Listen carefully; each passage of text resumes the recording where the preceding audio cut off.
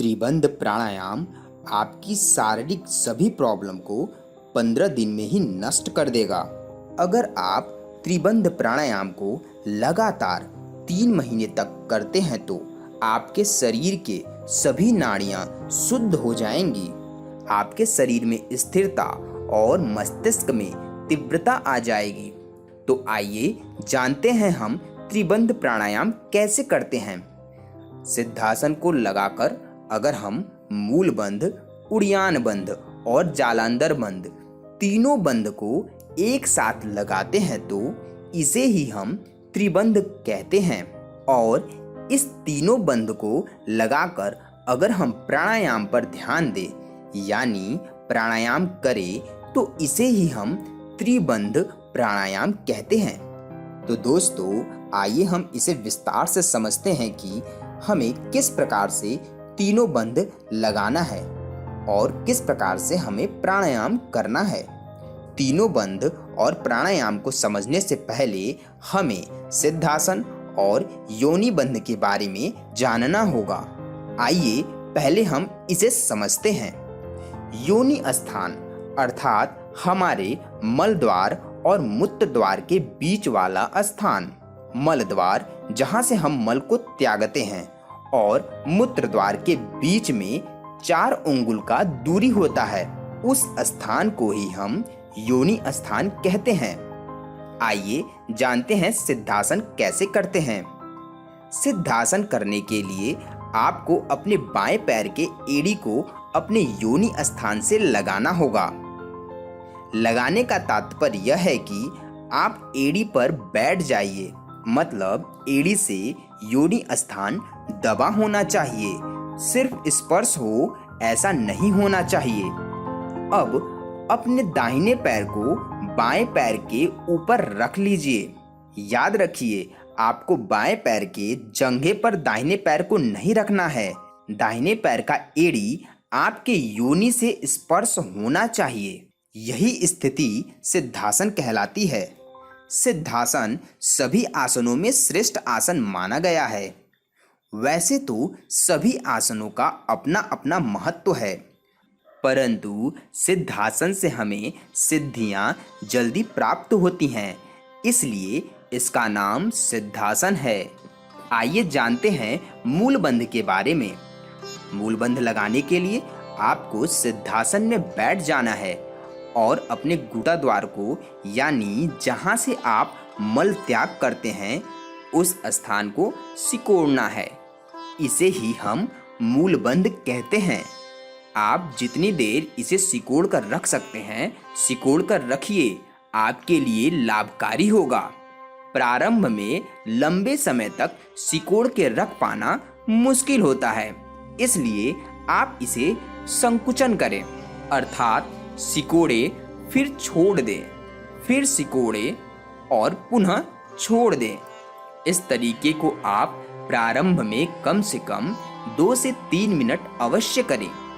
इस संपूर्ण क्रिया को हम मूल बंध कहते हैं। आप सिर्फ मूल बंध का ही अभ्यास कर सकते हैं। मूल बंध का भी अपना बहुत महत्व है, परंतु इस वीडियो में हम त्रिबंध के बारे में जानेंगे, इसलिए हम तीनों बंध को एक साथ किस प्रकार से लगाना है उसे इस वीडियो में जानेंगे। उड़ियान बंध अपने नाभि के ऊपर और नीचे वाले भाग को संकुचित करना ही उड़ियान बंध कहलाता है, अर्थात सीधा सा तात्पर्य यह है कि अपने पेट को सिकोड़ना ही उड़ियान बंध कहलाता है। प्रारंभ में पेट को सिकोड़ पाना आसान नहीं होता है, इसलिए आप प्रारंभ में अपने संपूर्ण श्वास को बाहर निकाल दें। इसके बाद पेट को अंदर की तरफ खींच ले, इसे ही उड़ियान बंध कहते हैं। अगर आप अपने श्वास को बिना बाहर निकाले पेट को संकुचित कर लेते हैं तो आप इस प्रकार से भी कर सकते हैं। जालंधर बंध। जालंधर बंध में अपने कंठ को सिकोड़कर ठुड्डी को हृदय से लगाते हैं, इसे ही जालंधर बंध कहते हैं। साधारण रूप से कंठ को अर्थात गले को सिकोड़ना आसान नहीं होता है, इसलिए आप अपने संपूर्ण श्वास को बाहर निकाल दें।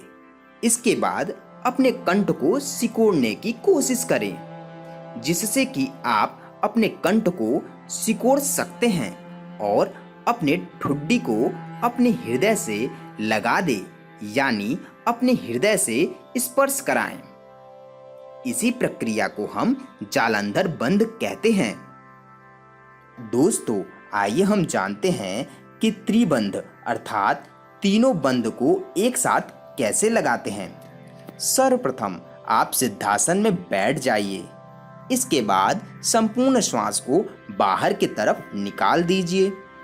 इसके बाद मूल बंध लगा लीजिए, यानी कि गुटाद्वार को सिकोड़ लीजिए। साथ में उड्डयन बंध भी लगाइए, अर्थात अपने पेट को भी सिकोड़ लीजिए। इसके साथ ही आपको जालंधर बंध भी लगाना है, अर्थात कंठ को, गले को सिकोड़ना है और ठुड्डी को अपने हृदय से स्पर्श कराना है।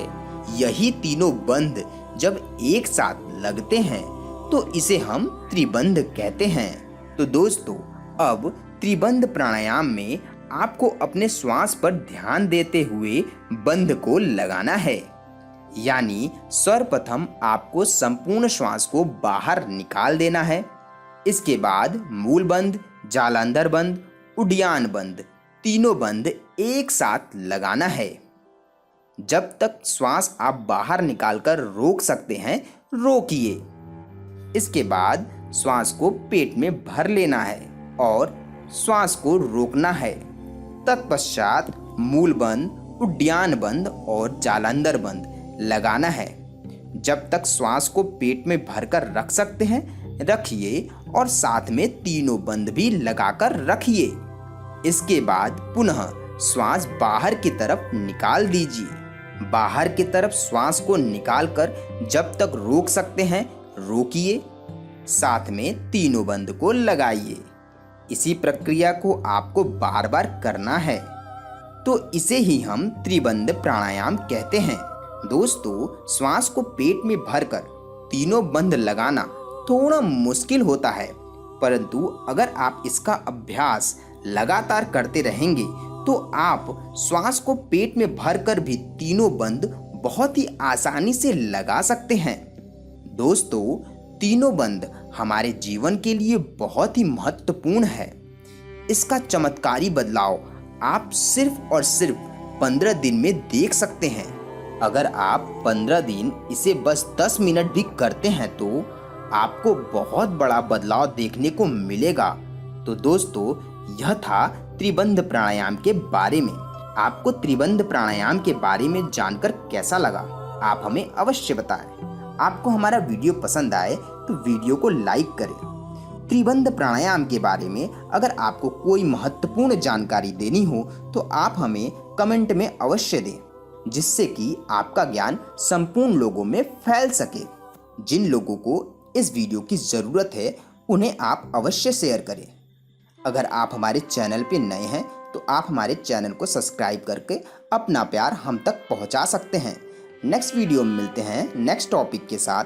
तब तक के लिए bye bye. Thank you for watching.